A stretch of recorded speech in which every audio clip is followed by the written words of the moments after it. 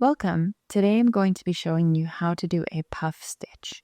You can use the timestamp below if you just want to see how to do the stitch with no additional information. A puff stitch is considered a special stitch, and if a pattern has this stitch in it, it's probably going to be considered intermediate rather than beginner. But if you're a beginner, don't be deterred. I'm going to show you how to do it. The pattern that you see here that I'm currently working on requires a puff stitch. I'm going to show you how to do it on this actual pattern. This is a cat lovey that I'm making for a friend. It's a free pattern. It's not one of mine. I'll link it down below if you want to practice doing the puff stitch on this pattern. In this pattern, we've got the puff stitch circle over here, and then we've also got 2 puff stitches with double crochet on either side of it. So this that's running here, this is the puff stitch, that's the puff stitch. Here we've got the double crochet, and the puff stitch, and double crochet. When the puff stitch is written out, it will be described as yarn over, pull up a loop, and do this 3 times. Have 7 loops on your hook, yarn over, and pull through all 7. Don't worry, I'm going to show you how to do that. If you would like an outstanding resource for crocheting that is in written format, I highly recommend this book. I recently acquired it. I wish I had it at the beginning of my crocheting journey, but I'm so happy that I have it now. It shows you all of the stitches. Got an index here, all of the stitches, and what's amazing about it is that it will show you what the stitch looks like in a square, because sometimes you want to know what something's going to look like before you start doing it, or you see a stitch in a pattern and you wonder what stitch is that. You can look at it in a square, and then it shows you the steps for all of the stitches.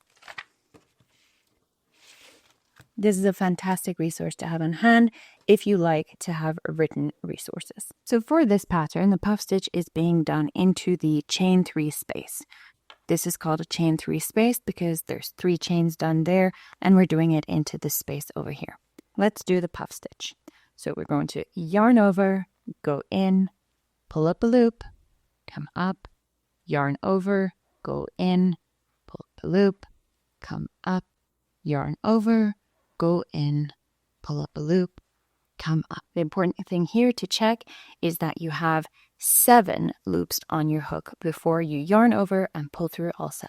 This part can be a little bit tricky because it can get stuck, but you want to yarn over, and then you kind of want to, I like to wiggle it through to prevent it from getting stuck.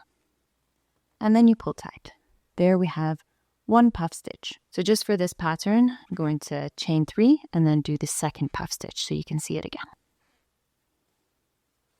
We've got our chain 3. Now let's do the second puff stitch.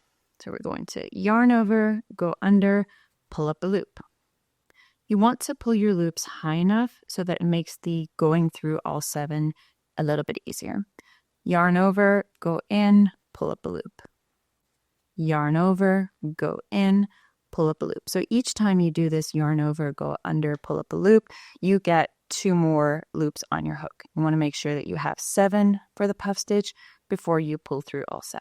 So we're going to yarn over and then pull through all 7. One way I've seen this stitch be described is basically as 3 half double crochets and then you pull through, if that helps you to remember it.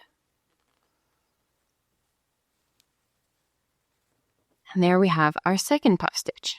I'm just going to chain 1. One of the things as a beginner crocheter that I found difficult when doing a new type of stitch is how to count them and where to go in. So I'm just going to show you that as well. So for the rest of this pattern, it requires double crochets along here. So where we want to go in with this is we want to yarn over, and you see here's your puff stitch. Just look above it there. We're going to go in here. You go under, pull up a loop, and you just do your normal double crochet. And now I'm going to continue with the rest of my pattern, which is to double crochet along here. But also just to show you where you would be going in here, where you would be doing your final double crochet on this side, is into this space over here, right before the puff stitch. So you see in there. And that is the puff stitch.